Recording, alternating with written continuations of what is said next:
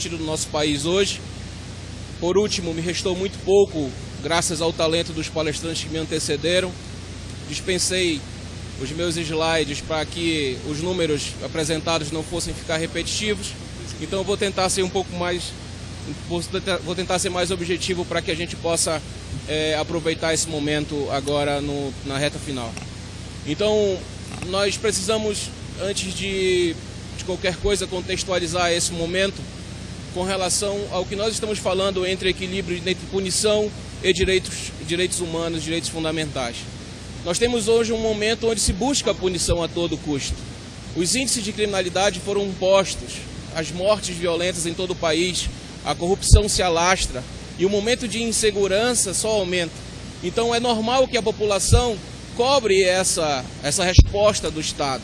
Então, essa questão de busca pela punição precisa ser posta num contexto constitucional e humanitário. E é para isso que nós estamos aqui hoje. No contexto constitucional, que daqui a pouco vou chamar como regional, nós temos os nossos preceitos constitucionais. Os preceitos constitucionais de presunção de inocência, de direito de defesa, de dignidade humana, que regem, que são diretrizes para um processo penal. Nós chamamos isso de devido processo penal. Alguém colocou, a colega colocou, a vice-presidente do DF, colocou que nós estamos sendo muito criticados por estarmos defendendo os direitos humanos. É um tema muito difícil para todos nós hoje. Se nós falarmos algo nesse sentido, a crítica vem muito forte por conta desses discursos populistas. Mas é importante lembrar que, além desse cenário regional de dignidade humana e de preceitos do devido processo legal, nós temos elementos de direito internacional que compõem também esse devido processo agora penal internacional e humanitário. Então, acima da nossa Constituição, existe algo superior, que são as convenções internacionais de direitos humanos. Então, aqui em nível regional, nós temos o que nós chamamos de devido processo legal, devido processo penal. No âmbito internacional, nós temos o que os juristas estão chamando de fair trial. E o que seria o fair trial? Seria o julgamento justo e equânime dentro desse conjunto de normatização, tanto regional quanto internacional, de respeito pela busca da punição. Então é sim direito do cidadão, é sim dever do Estado, mas dentro dessas diretrizes. É importantíssimo que isso seja posto para a nossa sociedade, para que dentro dessa busca incessante não se cometam equívocos que vão levar a anulações de processos. Então a busca desenfreada e desregular dessa punição pode levar à anulação de diversos processos, quando analisados com base na Constituição e quando analisados com base nesses documentos internacionais de direitos humanos.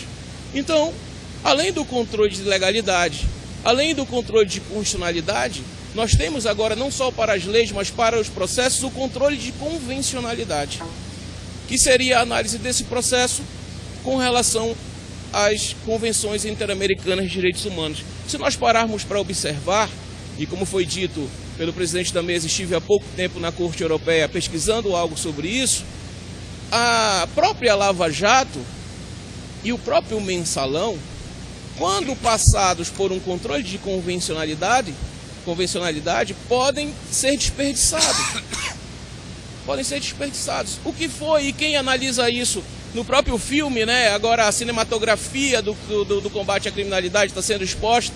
Então, como o próprio filme narra pra gente, tudo começou com uma pessoa que foi identificada e presa, que delatou, e tudo foi desencadeando para novas prisões.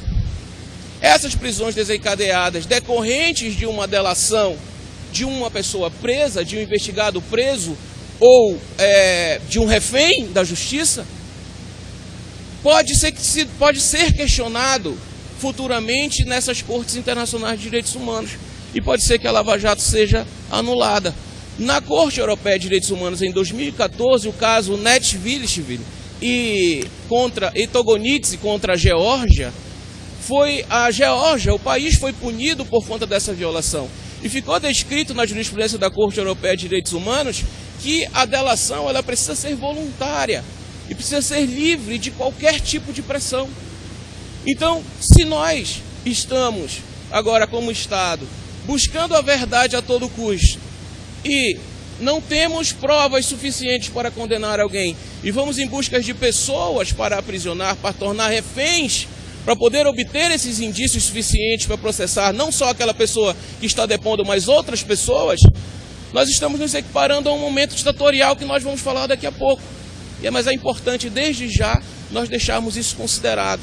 Então, há um contexto humanitário e constitucional que precisa ser analisado entre a busca pela proteção do bem jurídico, e há um princípio sobre isso, que é o princípio da vedação da proteção deficiente do bem jurídico, e de outro lado a proibição do excesso. Não pode deixar o bem jurídico desprotegido, mas também nós não podemos exceder, sob pena de alcançarmos essa penalidade que seria trágico para todos nós. O mensalão não seria diferente.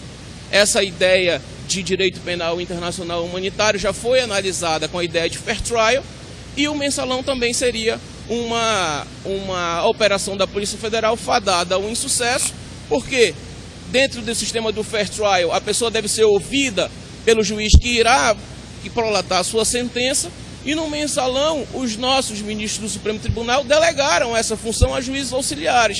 Então as pessoas foram julgadas pelo mensalão, não foram ouvidas pelos magistrados que os condenaram. Então isso tudo está sendo discutido em âmbito internacional. Aí você fala, Aurinei, a Corte Europeia de Direitos Humanos está muito longe de nós e muito longe da nossa realidade. Não, não está. É que lá, pela velocidade dos casos, as coisas acontecem mais rapidamente. E aqui a nossa Corte Interamericana de Direitos Humanos, apesar de ainda não possuir jurisprudência sobre esses temas, existe algo que faz com que eles se relacionam entre instituições, que é o chamado cross-fertilization. Então a Corte Interamericana de Direitos Humanos, quando precisar, vai perguntar à Corte Europeia se já há algum julgamento nesse sentido, e isso vai ser mandado, e é possível que tudo que nós temos de esperança com relação ao que foi feito seja desperdiçado. Então, já foi colocado que prender não resolve, que os abusos não resolvem, que nós estamos superlotados nos nossos presídios. E por que ainda insistir nisso? Por que ainda insistir na arbitrariedade, no abuso? E ao que parece, nós estamos inseridos, e esse é um dos principais fatores que nós devemos analisar, nós estamos inseridos nessa situação de vedação do excesso, e não pode deixar desprotegido o bem jurídico, como diz no direito alemão, isso é muito discutido no direito alemão, eles chamam de Unverwäsbarkeit e Untermessbarkeit, para que a gente encontre um ponto de equilíbrio nessa situação. O equilíbrio é o nosso principal objetivo agora. E o que desequilibra isso? O que desequilibra esse sistema?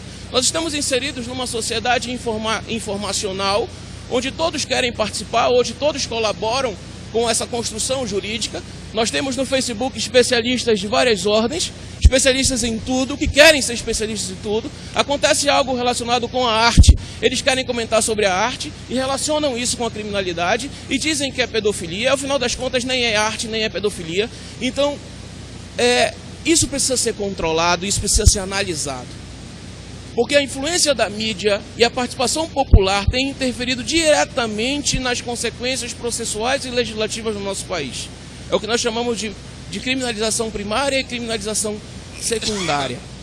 E o que seria a criminalização primária? A construção legislativa. E o que seria a criminalização secundária? Nós já temos um processo. E como isso está sendo interferido? A mídia coloca a situação, nós interagimos através das redes sociais, isso obviamente é monitorado, isso ganha força e vira uma onda, passa a existir então um discurso sobre aquele tema, sobre qualquer tema que vocês pensarem. Pedofilia, por exemplo, criminalização da homofobia, a liberação das armas, redução da maioridade penal, marco civil da internet, todos esses temas nós estamos participando. Porque para nós, usuários e telespectadores, todos que estão lá não estão fazendo certo. E nós é que somos os certos. E nós precisamos dizer o que e como fazer. E isso interfere muito nesse sistema. Por que interfere? Porque os políticos que estão do lado de cá, percebem isso como uma mercadoria. Um discurso que vira mercadoria. E esse discurso é comprado por nossos parlamentares que aparecem depois com uma proposta legislativa, dizendo que são os salvadores da pátria, dizendo que são os responsáveis pela resolução daquele problema. Como eles querem, por exemplo, agora colocar a corrupção como crime hediondo. Como colocaram e incluíram o porte de fuzil como crime hediondo. Será que o traficante do morro que está com um fuzil está preocupado que esse fuzil, que aquele fuzil que ele tem vai levá-lo a responder por um processo, por um crime hediondo? Mas nós sabemos disso. Nós sabemos disso. E talvez, quizá, os nossos parlamentares saibam também disso. Mas é como o professor Eugênio Raul Zaffaroni, ministro da Suprema Corte Argentina, fala, nosso colega deve conhecer muito bem, que estudou na Argentina, ele chama isso de sistema Volkit. Volkit, da tradução do alemão para o português, como popularesco. Não foi traduzido como populista, porque já há uma significação de populista no Brasil. Mas seria popularesco, o popular. É o que o povo quer ouvir. Então, o que o povo quer ouvir é bom para o político. O político precisa mostrar e fazer o que vai devolver a ele um patrimônio eleitoral. É isso que eles estão preocupados. Então, o professor Eugênio Raul Zaffaroni identifica isso como deixar de fazer o que é certo para fazer o que parece certo. Porque para a população leiga é o que parece certo. É o que parece certo. É o que eles estão pedindo, bandido bom, bandido morto. Então tem que liberar a arma, a polícia tem que matar mesmo. Então é essa problemática da participação que leva a essa construção legislativa. E se vocês pegarem a nossa legislação de 1900, não precisa ir muito longe, 1990, a Lei de Crimes Hediondos surgiu assim, através de uma espetacularização do crime e do processo. A inclusão do homicídio qualificado na Lei de Crimes Hediondos também foi assim. A Glória Pérez saiu em busca de justiça pela filha dela, Daniela Pérez. Em 1996 foi incluído o crime hediondo na lei, o homicídio qualificado na Lei de Crimes Hediondos. Depois, a chacina da favela naval, criamos a Lei de Tortura. E aí depois arrastaram João Hélio no Rio de Janeiro e mudamos a progressão de regime na Lei de Crimes Hediondos para 3/5 e 2/5. O Marco Civil da Internet aconteceu assim.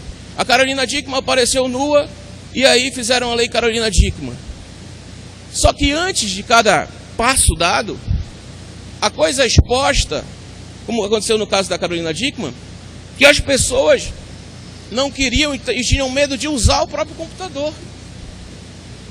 Como nós ficamos com medo de comprar as pílulas anticoncepcional na época que falaram das pílulas microvilárias, etc. E depois incluíram a falsificação de medicamentos na Lei de Crimes Hediondos. Mas não precisa ir muito para trás, não. Isso tudo está acontecendo agora aqui. Está acontecendo agora aqui. É o discurso da retórica, a demagogia que está sendo transformada em leis. E pior, está sendo transformadas em decisões que mantêm prisões, em decisões para prender, em sentenças condenatórias. E aí está o processo de criminalização secundário.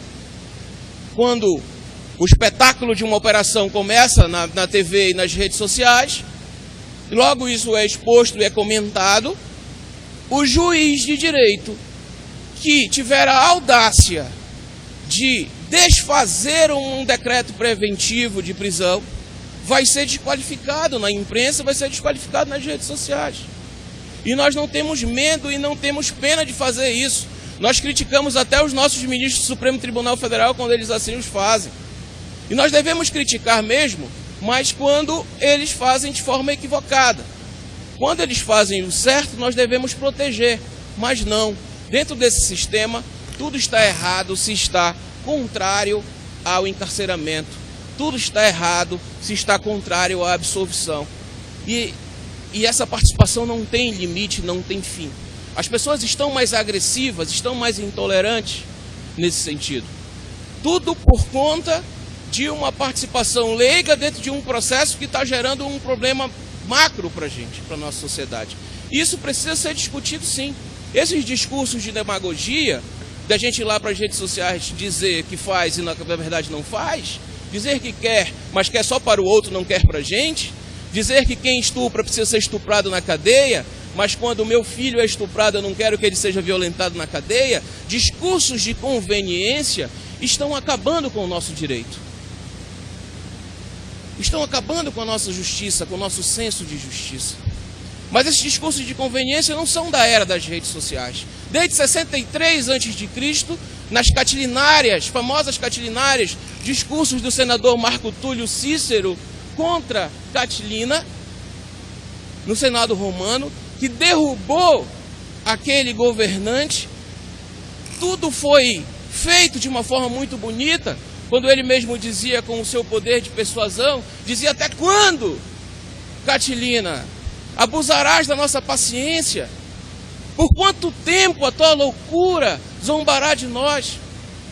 Ele foi com esse discurso até conseguir derrubar.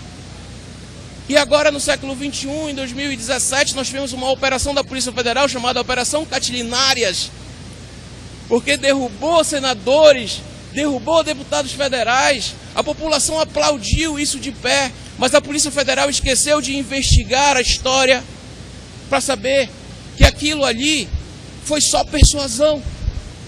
Foi um belo discurso, foram belos discursos sem um fundo de verdade. Foram belos discursos falsos que derrubaram um governante, porque Cícero era tão corrupto quanto Catilina à época. Então é o discurso de conveniência que destrói o nosso senso de justiça, mas isso não está longe de nós. Como eu tenho aproveitado essas oportunidades para narrar uma situação que chegou até mim no escritório, dessa questão das redes sociais, uma moça foi comentar uma série que ela havia assistido no Netflix.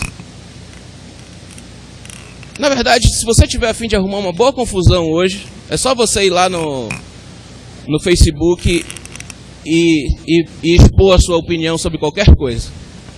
Qualquer coisa. Um filme, uma novela, o evento, a palestra. Vão ter pessoas que vão concordar, vão ter pessoas que vão discordar e vocês vão acabar brigando. E essa moça chegou no Netflix e disse, chegou no Facebook e disse: eu detestei o seriado The 13 Reasons Why, os 13 porquês. É um seriado que incentiva o bullying e promove o suicídio. E o seriado tem isso mesmo como pano de fundo. Mas foi uma moça lá no comentário e disse: você que não teve capacidade intelectual para entender a mensagem do seriado. Aí ela respondeu: e tu que é puta? Eu pelo menos sou burra. Assisto de novo o seriado e entendo. E tu, como é que vai limpar a tua história? Mas isso é uma realidade que está sendo posta nas redes sociais. Essa é uma realidade que está sendo posta nas redes sociais. E essa tensão social é tão grande que eu vejo pessoas aclamando pelo retorno da ditadura no Brasil.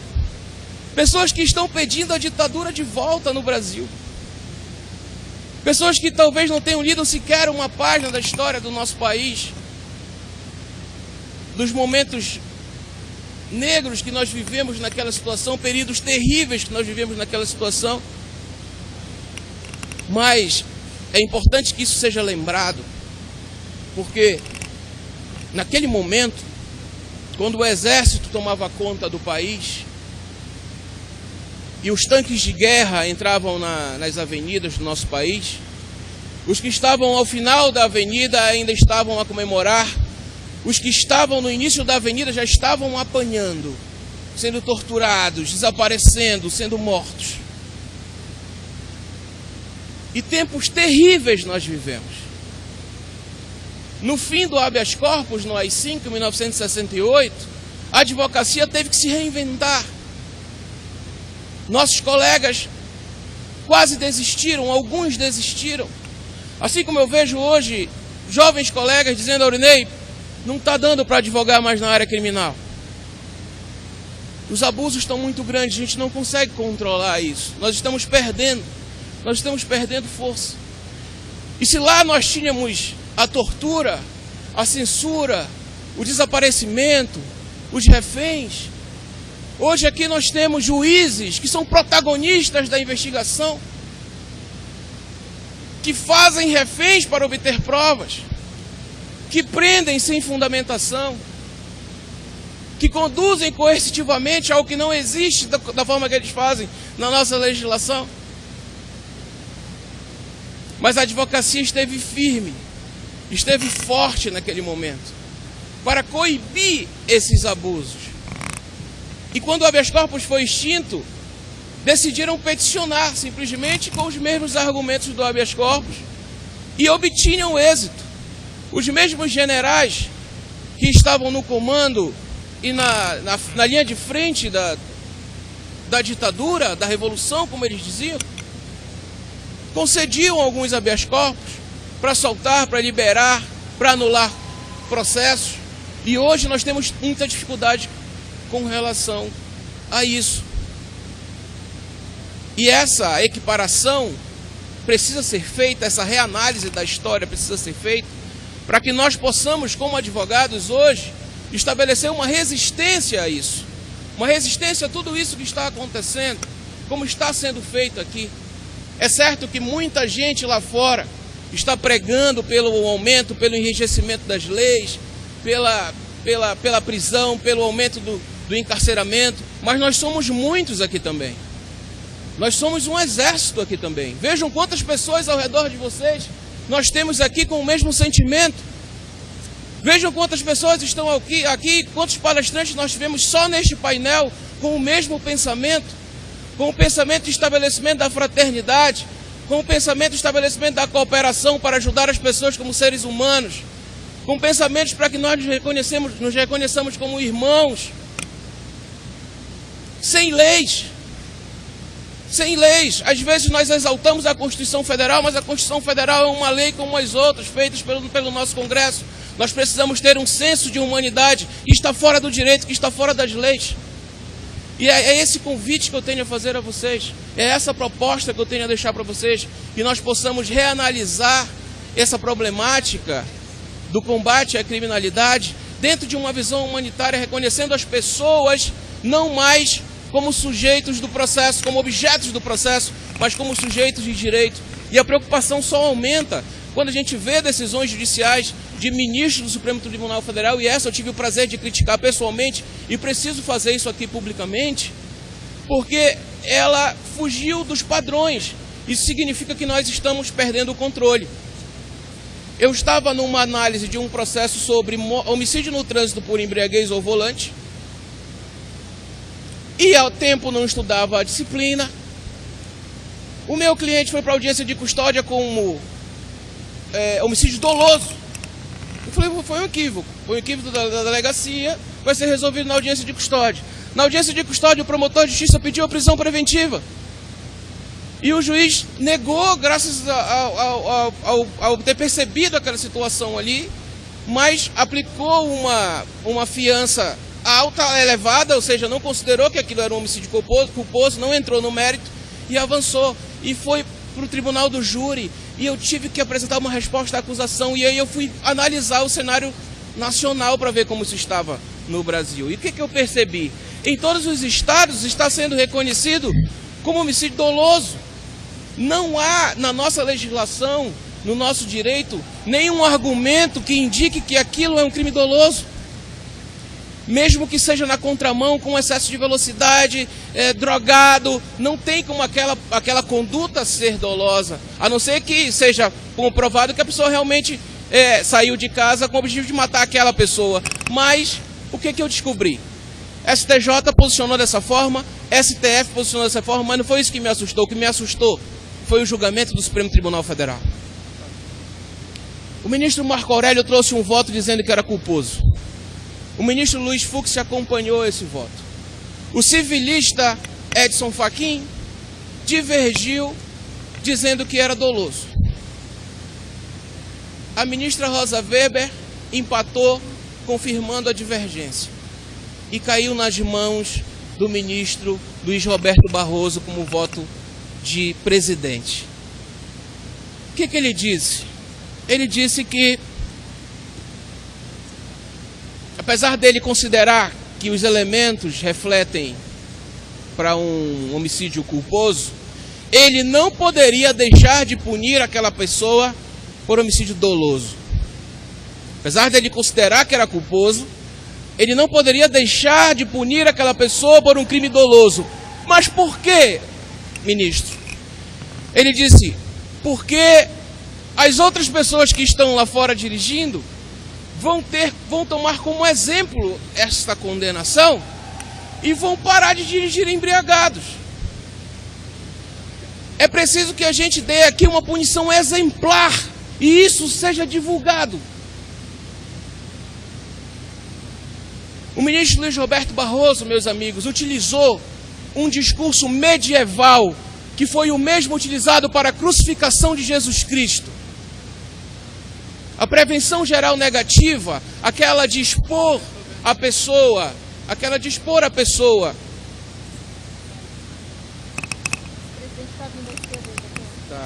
Tá bem.